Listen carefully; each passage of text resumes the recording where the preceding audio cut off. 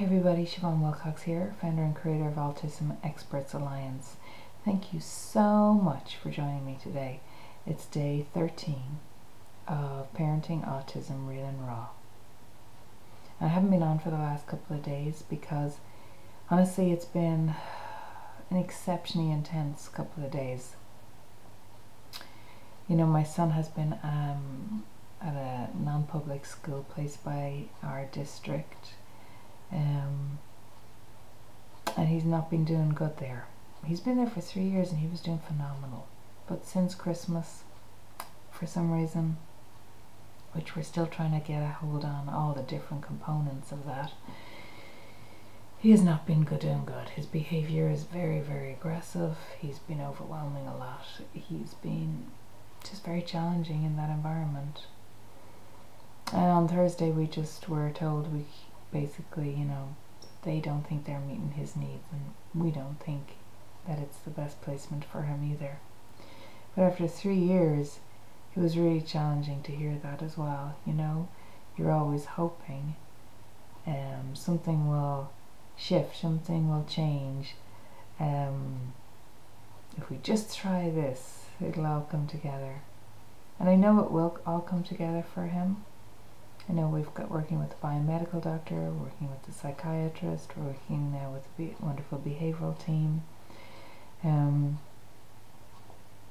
But it's the moment right now that matters.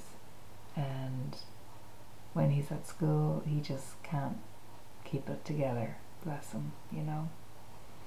So the song Cry Me a River just kept going around in my head all week because I have not stopped crying. Really not stopped crying. I've been crying for hours and hours and hours. And it brought me back to that first moment of diagnosis. It brought me back there to the amount of grief that came through. And, you know, I decided this is okay. I learned a long time ago that it's actually a good thing to cry, you know. I was not brought up in a culture where that was deemed to be a good thing, and as we know, men aren't supposed to cry, right? You know, big boys don't cry. I mean, what are being fed into our cultures for so long? Yeah, tears are very healing for the body. And they're healing for the body psychologically, emotionally, spiritually, even physically. They're healing for the body. And with writing my book on self-care, I had decided that I was going to do some research on grieving and tears and the whole piece that goes in with that. And of course then I end up 2 days crying and crying. And spontaneously crying as well. Sometimes I'm sitting there and then I'm doing okay and then I'll just like all it comes out, you know. I mean, it's so challenging when the world starts to really dissolve around you. You know, when you make so many decisions based on education and placement. You move house to be close to the school. And then all the other schools you're looking at are now in the complete opposite direction away from where you've just moved house to be close to their school. You know, there's all these small things you don't even think about as a big part of the picture. You know, all the families you've created relationships with that you mightn't get to see so much now. Although one of the things that I've been very blessed with is that this is my son's 3rd school and that we're still in touch with people from his 1st school. Much more so we're in touch with people from his 2nd school. Just last night I spent a night with my girlfriends and their sons all together playing Minecraft and geeking out, and they were all people from his the school he went to for 1st to 2nd grade. So friendships can hang in there if it's a solid enough friendship, is what I've discovered. But the the piece on tears I wanted to share with you is research has been done on tears. I mean, if you lock those tears in and don't let them flow when they really want to, or because I've been crying in front of so many people this week. You know, I've been talking to different administrators and therapists and psychotherapists and psychiatrists and just dripping away. It's like there's the faucet's on in the eye socket. It's been really, you know, it has a human connection. People understand where you really are at when you're in that moment. It's not like you're trying to be someone you're not trying to be. You're just there, you're open, you're vulnerable, and there's a connection piece, you know. There's a connection piece. This is me is going to start crying again now.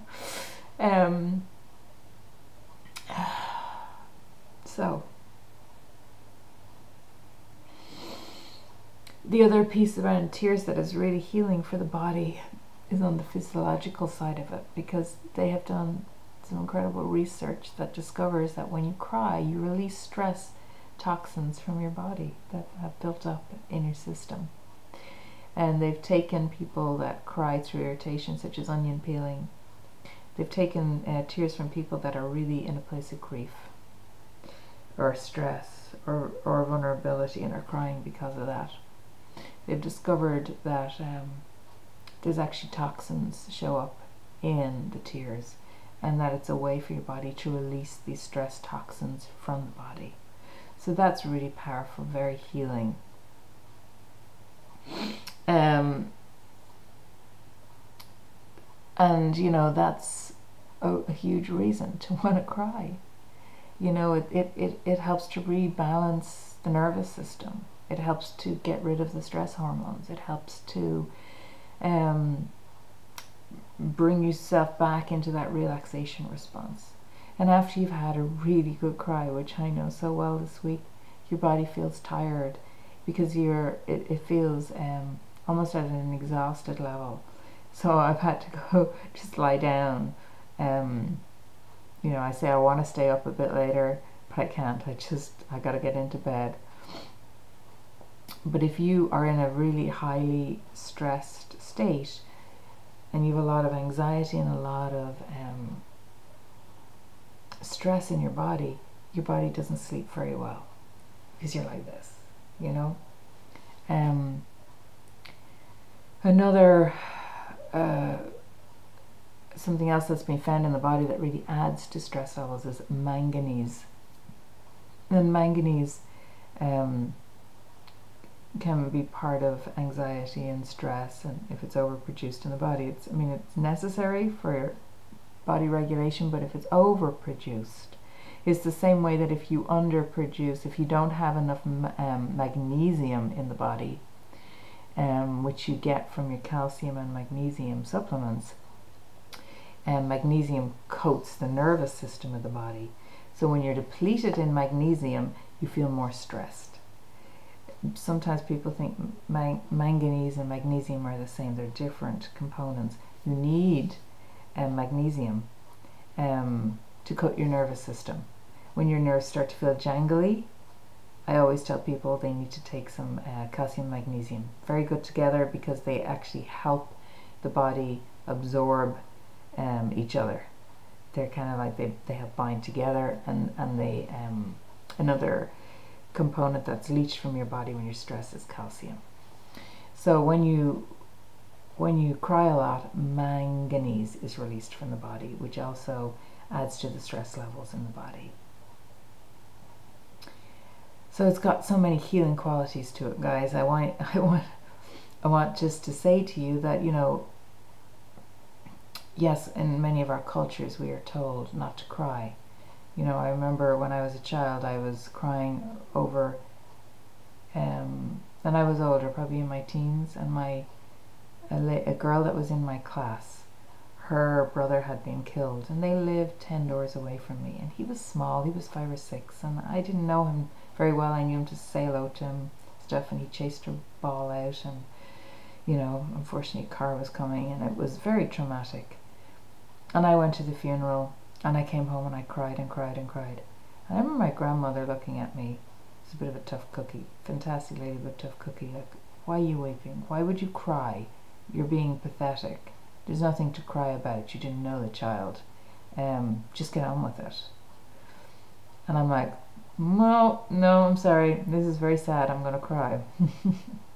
You know, but there is this piece in some of our cultures where pain has been so intense for people that if they feel if they start crying, they may not stop crying. You know, people that have lived through different wars sometimes suppress that emotion because the trauma and the grief is so deep. But I have discovered for myself that I eventually do stop crying. It may appear at the time like I'm not going to. I have cried for like 12 hours solid. But eventually I stopped. Eventually it just turned off somewhere inside. And that it is a release. It is a healing. It is a natural state. It is important for the body. It helps bring you back to rebalance.